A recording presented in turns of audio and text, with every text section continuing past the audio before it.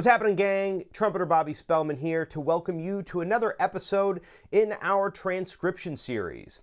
In this episode and the next couple of episodes in the series, I will be discussing one of my favorite trumpet players of all time, and perhaps the most famously underrated musician in the history of jazz. That is, of course, the great Kenny Dorham, or as I will lovingly refer to him from time to time, KD! I love Kenny Dorham's playing, and this is going to be a lot of fun. I'm going to take you through a couple of his solos, and we're going to talk about how ingenious the great KD really is.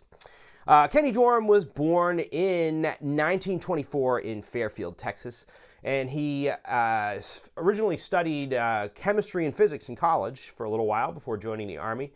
Eventually, he got his start in the jazz world playing with in particular, the Dizzy Gillespie Big Band and the Billy Eckstine Band. Now, of course, Dizzy Gillespie and Billy Eckstine were both breeding grounds for a lot of the musicians who would become great bebop players, and Kenny Dorham was among them.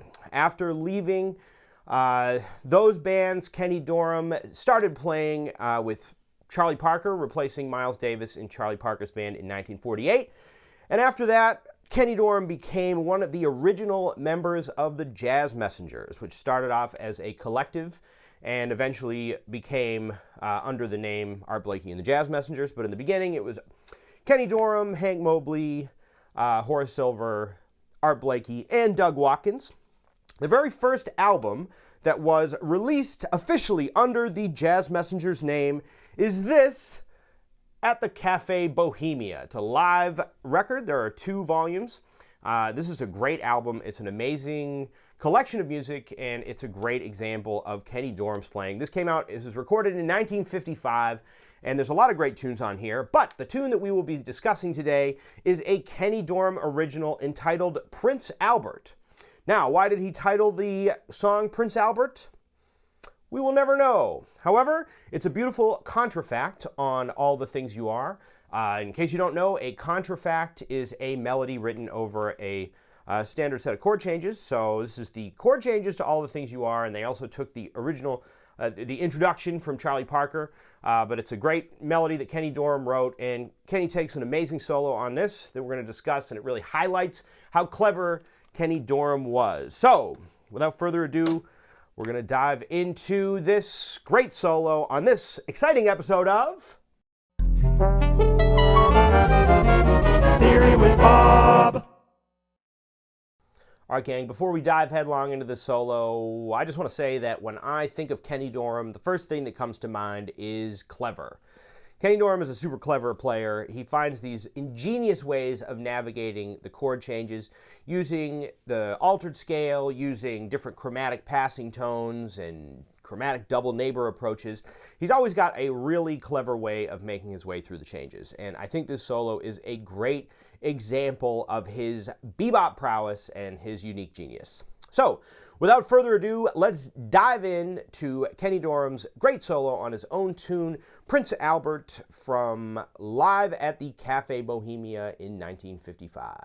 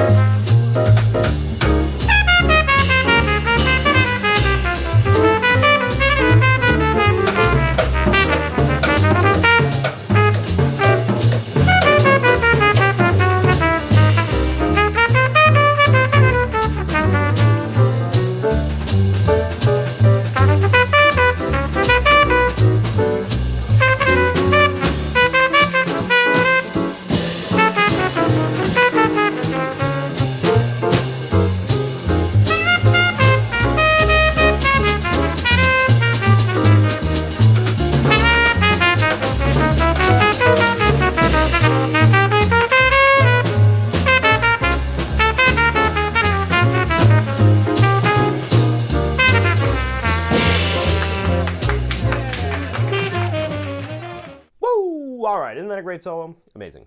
All right, we're going to start out with the break. They hit the break, band stops. Kenny plays this.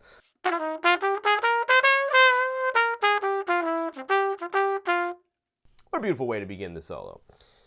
Now, from there, Kenny starts bobbing and weaving through this set of chord changes beautifully. One of the things that you notice about this solo is that whenever he gets a chance, with the exception of one consistent 2-5-1 and one 5 chord throughout the tune, he will always throw in a variation on the altered scale. Back in the day, you got to remember that Kenny Dorham came up in the golden era of bebop in the late 40s, and at that time, everybody was aiming to achieve maximum hipness, and in many cases, really trying to find creative ways to manage the chord changes, and particularly the 5 chords, because the 5 chord gives you a lot to work with.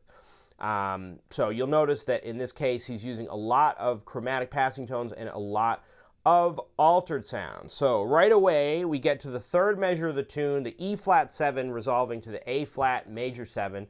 This is bar 3 of the form, and he plays a little something sounds like this. Landing on the 5 to the 3 of the 1 chord. Beautiful little phrase there. The last 2 beats of that 5 chord, he's going. Now, in that case, he's got both chromatic passing tones, and he's really highlighting the sharp 9 and the flat 9 of that E flat 7 chord. Super clever, lands right on that 1 chord on the A flat major 7. So then we go from there, and he's got a little phrase, sounds like this. Once again, on the G7 chord, he's playing the flat 9 to the 1 to the flat 7 to the sharp 9. He's incorporating both the flat 9 and the sharp 9 into this phrase. It's going to sound a little something like this if I play it on the piano. Now, when I play it like that, you can really hear that altered sound, but within the context of the form, it's a very clever way of doing it because we're coming from that D flat major 7 chord, goes to the G7, which creates that little chord, the key change into C major 7, and being able to play that altered sound sort of, let's say, blends the worlds of the D flat major 7 to the G7 there. It's a great way to do it, great way to transition in that next key. Now, as soon as I hit C major 7, as soon as I make that little key shift there, then you get this. And he's got a little quote of Camptown Races in there. Another clever little move by Kenny Dorham. All right, so moving along. Now we got a very interesting phrase over the C minor 7. KD is using the melodic minor scale. So where other people might choose to use the Aeolian sound in this particular context, or perhaps under certain circumstances the Dorian sound, that's a little bit complicated. We can talk about that in future videos. Kenny Dorham's using that melodic minor sound. Landing on a very F minor phrase on the F minor 7 chord. Now he follows this up with a little series of patterns that I think is absolutely brilliant. And it sounds like this.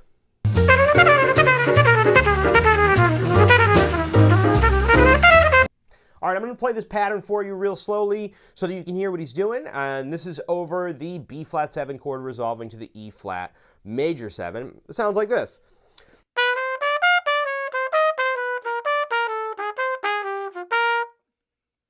This is a beautiful little phrase that he takes down the pattern. One of the things that's so clever about it is if you just take the first note of each of those 4-note patterns, you get this. Very simple. He's just going down the B flat Mixolydian scale from the 5 to the 5 of E flat major. But in the midst of all of it, he's throwing those little chromatic passing tones in, so you get that beautiful sound. Beautiful little phrase there. All right, so we're moving on. He's got a beautiful little 16th note run going all over these chords. Once again, you hear a lot of chromatic passing tones in his playing. This is a very bebop approach. Kenny Dorham is a consummate bebop musician, and he's got all of that bebop language and more built into his playing, and you can really hear the way that he's cleverly using those chromatic passing tones.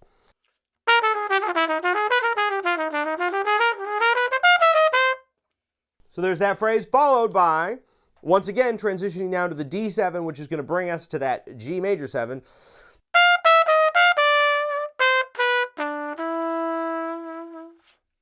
Beautiful way to end that phrase. This is before we go into the bridge. Now we're moving into the bridge. Now, what you notice here is once we get to the bridge, the first 4 bars of the bridge, of course, is 2-5-1 in G major 7.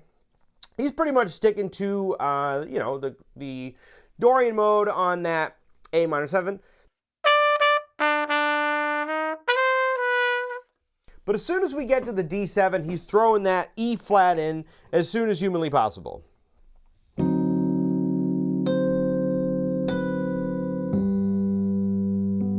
And then anticipates the G7 by playing that B natural right there after playing the E flat. He could also be playing sort of a half hold diminished, which would not be unusual for Kenny Dorham.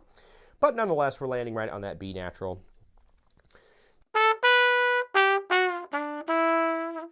Nothing funny there, just playing right over G major.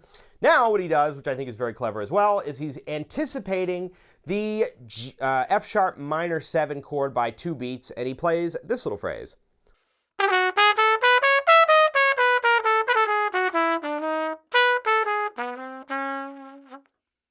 Now what you notice in the solo is every time he gets to that 2-5-1 in E major, he's basically just playing straight down the line, no funny business. F sharp Dorian to B Mixolydian to E major 7. Now he does throw a little chromatic passing tone in to get him from the 5 to the 6, 5 sharp 5 6, which in the context of a bebop tune is completely run of the mill, but beautiful nonetheless. Now, one of the things this is just a funny note. I don't know if anybody cares about this, but I'll tell you. Over the C7, either sharp 5 or flat 13, depending on how you want to look at it. In the melody, in the melody that he wrote, he plays it as he clearly states the sharp 5 to the 3. However, in the solo, he never plays anything over that one measure. So he leaves that open every time. He always ends his phrase on the E major 7 chord and doesn't ever play anything over that C7 sharp 5. So we don't know what he was thinking about there. Little mystery for you guys. All right, so that's kind of fun. All right, so then we're moving on. We're back to the A. So we're on to the last A section here.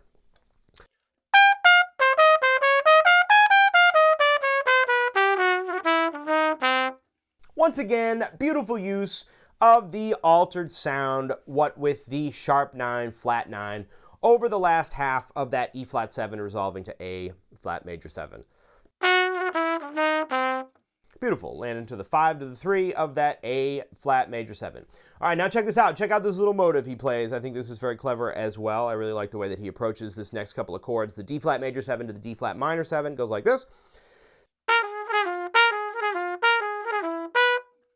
And then a nice little switch up. Every time he gets to that D flat minor 7, he finds a really slick way of navigating from the major to the minor sound. And then, going on, he's got this. Once again, he's maintaining that little motive through that phrase. And here, oftentimes, now I'm going to speculate a little bit here, so you can choose to do with this what you may. It feels often as though, in this case, over the C minor 7, he's playing very clearly just, what you could call the 3, the 5, and the 7 of the C minor 7 arpeggio.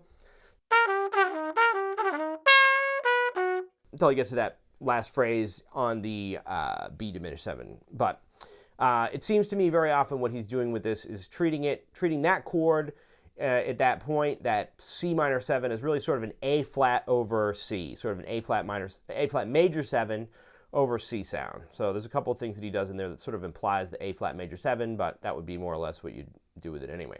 All right, here's a fun thing. You ready for some fun stuff here? When we get to that B diminished 7, my inclination oftentimes is to play that as a diminished sound. But one of the things that I've found over the years about diminished chords is that they are not always as they seem. I want to do a video on diminished chords because I think there's a lot of hidden information in diminished chords. They can mean a bunch of different things. It's not as easy as whole, half, diminished, or whatever. So oftentimes throughout this solo, for example, in this instance, we have ourselves here a B diminished 7, and over that chord, he's playing a C sharp, resolving to the B, going down to the F sharp. Not the best voicing I could do on that, but let's call it like this. Now, it's very interesting to play the natural 5 on a diminished chord. So I started thinking about it, and I started looking into the many other ways that he approaches those B diminished. And what it occurs to me, again, a little bit of speculation. So let me know in the comments if you got a different interpretation of this. I think that what he's doing is playing over that B diminished 7, really, no, don't let me do this wrong, an F half-whole diminished scale. All right, so very often as he's playing this, now if you take the F half-whole diminished scale,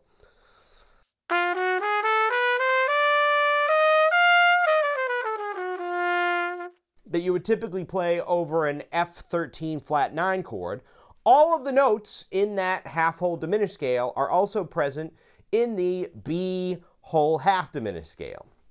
But he seems to highlight these notes that are kind of outside of the standard, what you'd normally play in a B whole half diminished context, but instead he's highlighting these notes that would be very commonplace in an F half whole diminished sound. Now, if that's not confusing enough, let me try to clarify that a little bit.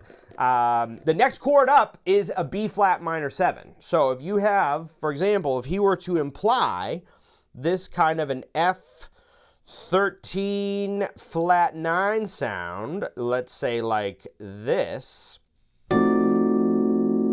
that would lead you very nicely to that B flat minor 7 sound that closes out the last A section of the tune. All right, so moving on from there, he continues that beautiful little motive. So we have in the beginning is, etc. He continues that on through the last 2-5-1, resolving to A flat major 7. And then he does a little bluesy phrase here.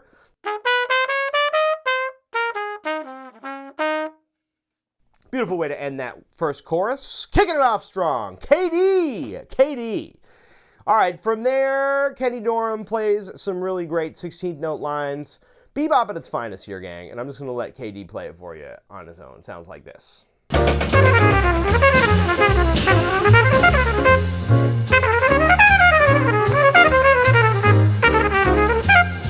Once again, he's got a great way of incorporating that major 7 onto the F minor 7 chord at the beginning of the tune.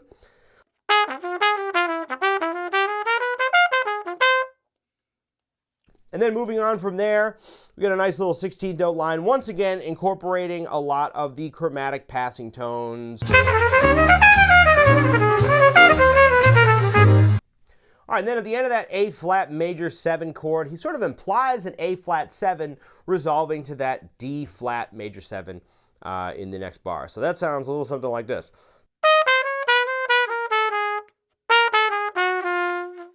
Resolving to the 3 of the D flat major 7 chord.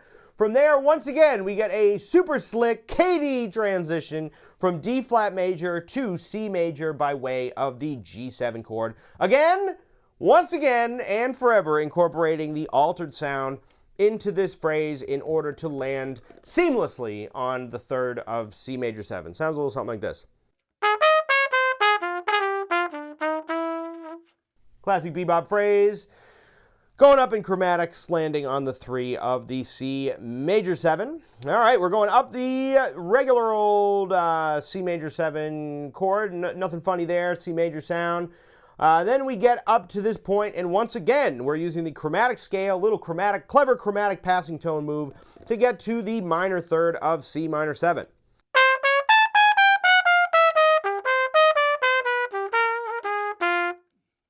So here you have that. Kenny Dorham seems to find a way to use this chromatic scale to always land exactly where he wants to be at any given time. All right, moving on, one more measure. We get this little move on the B flat 7, once again incorporating that altered sound on the last beat of the measure, landing on the E flat major 7. Kenny Dorham was a master of that altered sound. All right, so there we go. We keep going. B flat major 7.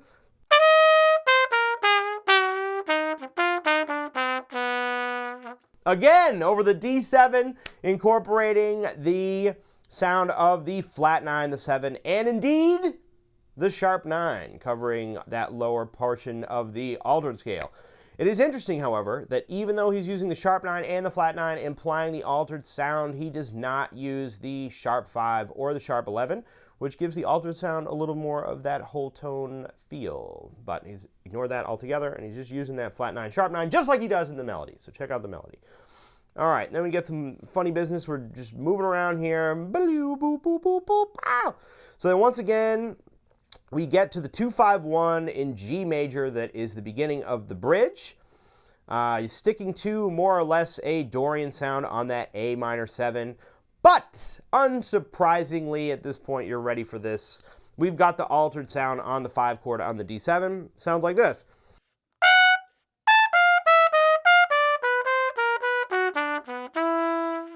Resolving to that beautiful G major 7 arpeggio at the end there.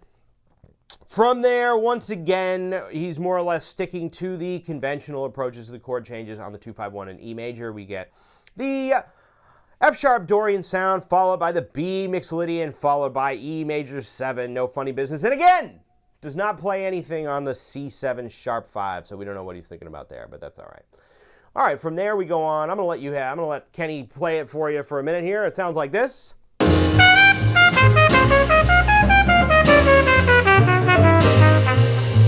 Once again,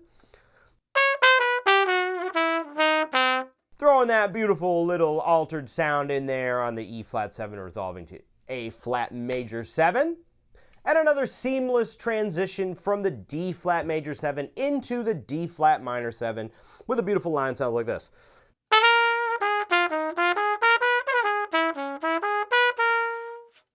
What a great way to do that. Let's try that one more time.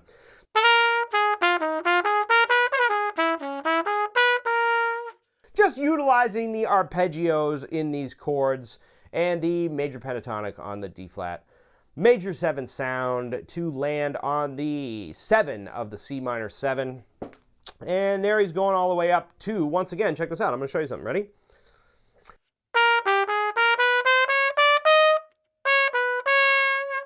Now, where does he land on that B diminished 7 chord? Here we have a B diminished 7, and he lands where? On the major 3rd. What is he doing on that major 3rd? Well, once again, I suspect that it has to do with playing that F whole half diminished sound to create the sound of that 5 resolving to the B flat minor 7 in the last 4 bars of the form. Now, is that definitively what he's thinking about? I don't know. But you certainly could replace that B diminished 7 with an F13 flat 9 chord, and it would be delightful. I actually checked it out to see if that's what they were doing, and it appears to me that Doug Watkins is indeed playing a B there. So I think it is sticking to that B diminished sound that you're used to hearing in All the Things You Are. But Kenny Dorham's messing with him because Kenny Dorham is super clever, and he's coming up with some great stuff in here. All right, gang, and finally, you get a little end to the solo. It sounds like this.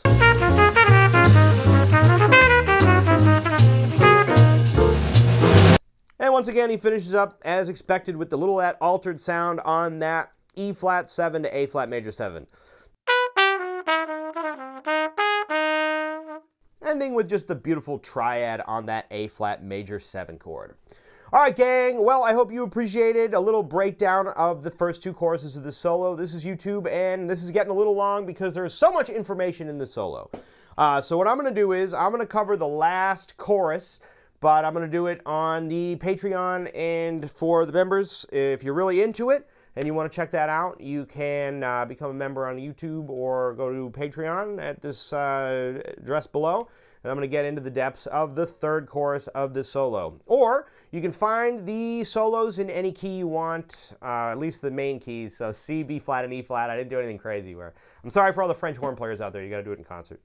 But anyway, you can find those in the description below on links to those, so you can check out the transcription for yourself, and you can analyze it in your own way or just play through it and learn what you can from old Kenny Dorham. KD! All right, gang, I hope you liked that. If you did, subscribe to the channel, like this video, and I will be back next week with another Kenny Dorham video. I'm going to do a couple of Kenny Dorham tracks from various albums and various parts of his career because I love KD! And I want to dive deep into the beauty of Kenny Dorham. All right, gang, I hope this was fun, and I'll catch you on the next one. See ya. Theory with Bob. All right, friends, thanks so much for checking out this video. We hope it helps in your quest for the majesty of musical self-expression. If you like what we're doing here, you can give this video a like and subscribe to the channel for more videos like this one. And if you'd like to support the creation of new videos like this, you can become a subscriber on our Patreon page at patreon.com/Ridgewood School of Music. There, subscribers will have access to more in-depth follow-up videos, as well as solo transcriptions, various musical exercises, and all kinds of fun stuff. If you'd like to follow me on my musical adventures, you can find me on Instagram at Bob Spellman, and you can follow the Ridgewood School of Music's other social media pages by following the links in the description below. The Ridgewood School of Music is currently accepting new students online or in person in the New York City area. If you're interested in lessons, you can find us at www.ridgewoodschoolofmusic.com, or you can send us an email at ridgewoodschoolofmusic@gmail.com, and we can set you up with a great teacher for the instrument and the style of music that you're interested in studying.